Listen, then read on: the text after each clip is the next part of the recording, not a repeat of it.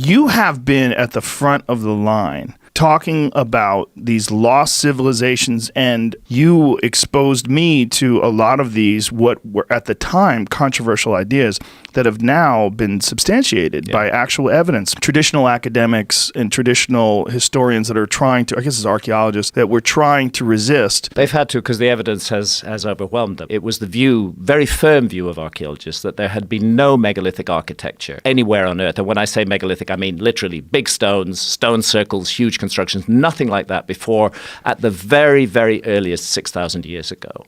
And they could understand how that was because these were agricultural societies. They generated surpluses. You could free up people who could become specialists in architecture, in astronomy, in geometry, and they could apply their skills to the construction of these sites. But what they never considered possible was that a society that was hunter-gatherers would have created a gigantic megalithic site. And this is just something that's really hard for archaeology to explain. They've suddenly got 5,000 years of missing history that they've just never taken into account. And what I see them doing is largely avoiding the problem.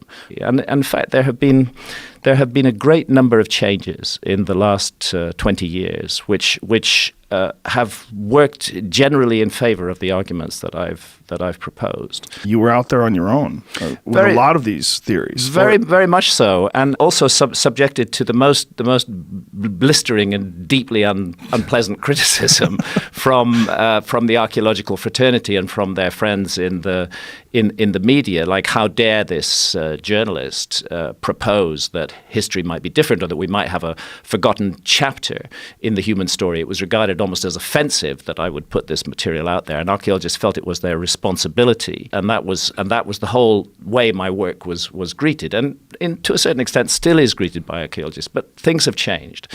Central to my work was the notion of a global cataclysm, roughly 12,500, 12,800 years ago. It made sense to me in 1995 when I wrote Fingerprints of the Gods, but there was no compelling evidence for a global cataclysm then. All the evidence seemed to point to that time and a massive global event. And then from 2007 onwards, more than a decade after I wrote Fingerprints of the Gods, we get a group of more than 60 major scientists who are seriously proposing that the Earth was hit by multiple fragments of a giant comet 12,800 years ago, and that this caused a huge rise in sea level and extinctions of megafaunas. They are not saying that it also wiped out a lost advanced civilization of prehistory. I'm saying that. We now have compelling, hard scientific evidence. I'm not saying every scientist accepts it. It's the nature of science to dispute findings. But we have a group of 60 major figures who have seriously proposed this in all the leading mainstream journals. And it's changed the balance of power in this argument. Because one thing that they used to say is Hancock can't be right because there was no global cataclysm, 12 or 13,000 years ago. Well, now we know there was, and there are various explanations for it. So that's moved things along. And the other thing that's changed a lot is the attitude of the man in the street to authority. That has changed. Back in the 90s, authority figures were the gatekeepers. They controlled everything. If an authority figure in a discipline like archaeology said, Hancock is completely wrong, he's made all this stuff up, that would generally be believed, not by everybody, but by the majority of people. Today, to have a mainstream authority figure say that to me is actually an advantage, because people are so distrustful of authority, and rightly so, because we've been lied to by authority figures in all fields for so long. People are finally waking up. We can't trust what authority figures say. And I think we can thank the internet for that. We can thank the internet for that, yeah. I'm sure you've seen the more recent evidence of a crater that they just discovered, fairly recently. It's an enormous crater. It's 18 miles wide. It had not been discovered before because it's under ice. It's under a lot of ice. At the end of the Ice Age, Greenland was one area which never lost its ice cover completely, whereas North America, everywhere north of Minnesota, was covered in ice a mile, sometimes 2 miles deep.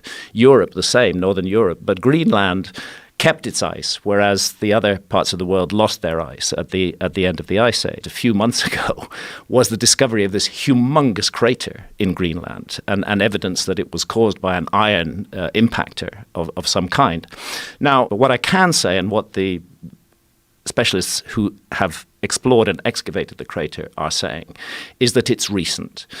They can say for sure that it happened during the last ice age. Under the crater, is nothing but massively disturbed and destroyed and completely wrecked ice from the ice age, from the Pleistocene. Above it is smooth, perfect ice from our epoch, which is called the Holocene, which began about 11,600 years ago. So all the evidence suggests that this crater dates to that period between 12,800 and 11,600 years ago. But to absolutely confirm that, more work needs to be done. But it's part of a growing pattern. Very mysterious period. We see all the megafauna dying off suddenly and rapidly. We see rises in sea level. We see a huge collapse in global temperature. It's a cataclysmic epoch. And what is becoming clearer and clearer is that the evidence that a comet was behind it is extremely strong. And as more and more evidence comes in, we realize how widespread it was. So they found evidence of the impacts as far south as Antarctica now. Previously, they were focused very much on North America, now as far south as Antarctica, as far east as Syria. This was truly a global event, and it changed the world. And I think that it wiped our memory of a previous episode of human civilization, that right at the epicenter of this cataclysm was a civilization that we would regard as advanced, not a simple hunter-gatherer civilization, which was utterly wiped out in this cataclysmic event. That time, between 12,800 and 11,600 years ago, truly global cataclysmic events involving rapid rises in sea level did occur, and suddenly the worldwide tradition of a global flood stops being just a myth and starts being a memory, an account of real events. It's been my privilege to work very closely with Randall Carlson. Yeah, he's amazing. Randall is absolutely amazing. He is a total genius. He's also a gentle giant and such a kind, generous, spirited person. It's a joy to work with him, and every minute spent with him is an education. I had the privilege of traveling across the Channel Scablands in Washington State with Randall, and seeing things through his eyes really opened my eyes to the scale of this disaster. You know, you could look at these giant boulders called glacial erratics, and they just look odd sitting there in the landscape, but when you really consider how they got there, that they got there in icebergs the size of oil tankers, that were carried on floods that were at least 500 up to 1,000 feet deep, that were tearing through the channeled scablands, literally ripping the landscape apart. Then the icebergs would ground on valley sides, the flood waters would recede, the icebergs would be left, they're giant icebergs. And as they melted away, they revealed the rocks that they had enchained that were caught up within them, and they're scattered all over the landscape. And you look at that and you think anything that was underneath that 12,800 years ago is gone completely. There can't be anything left of it at all. Utterly, utterly destroyed.